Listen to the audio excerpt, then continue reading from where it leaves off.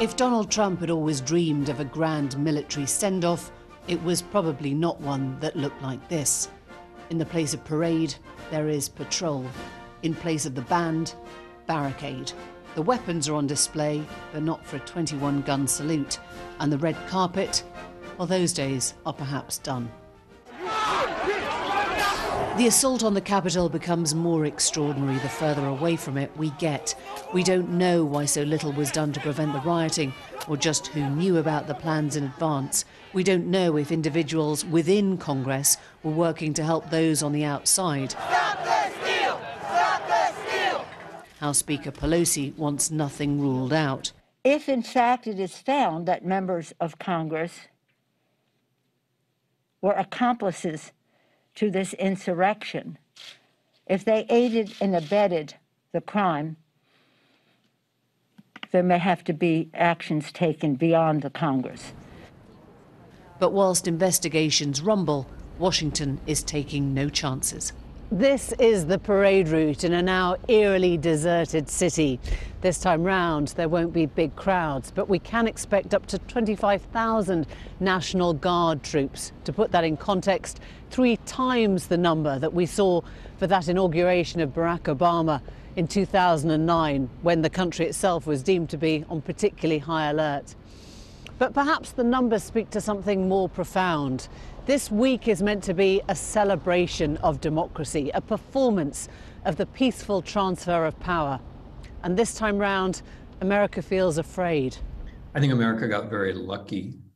I don't think you can tell a story about how the institutions worked. I mean, that's the story that Americans like to tell themselves, that we have these wonderful institutions, we have the checks and balances, therefore Mr. Trump was never going to be a problem. I heard a lot of that in 2016, 2017, but what we've seen is that institutions are only as good as the people who support them. And we've also seen that a very important institution, Congress, hasn't been working the way that it's supposed to work. Congress is supposed to balance the president. It's supposed to tell a different story than the president. But when the president told a big lie, namely that he won the presidential election, too much of Congress went along with him. Those critical choices for Congress begin again next week.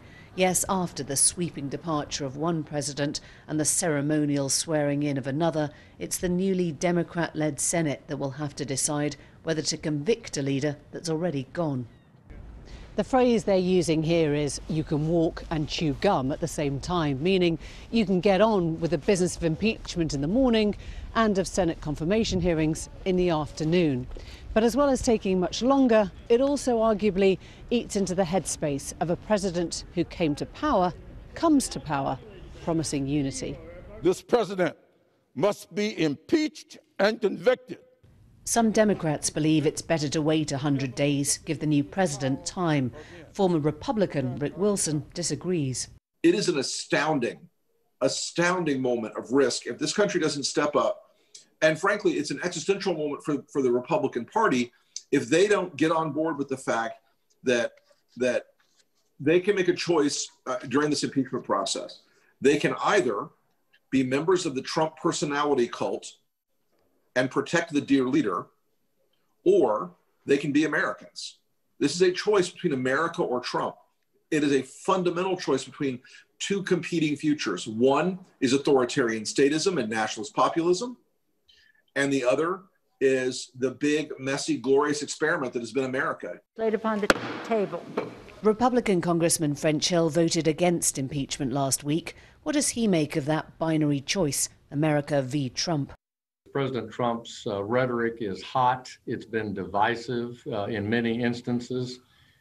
And so that doesn't surprise me. But I believe the platform of the Republican Party is sound, and those core Republican views that we've held for decades about more limited government, a strong national security, leadership in the world, economic opportunity, and equal justice for all at home, those are key tenets that we stand by in the Republican Party.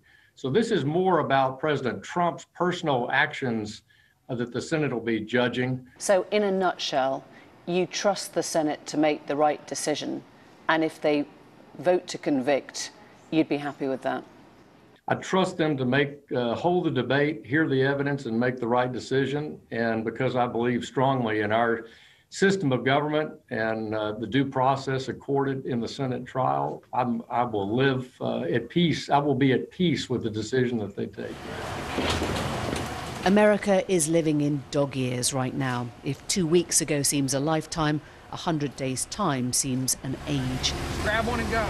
For now, the soldiers will become part of the strange wallpaper of this town. Maneuvers by day, Marriott by night. And what of the eventual legacy of this election?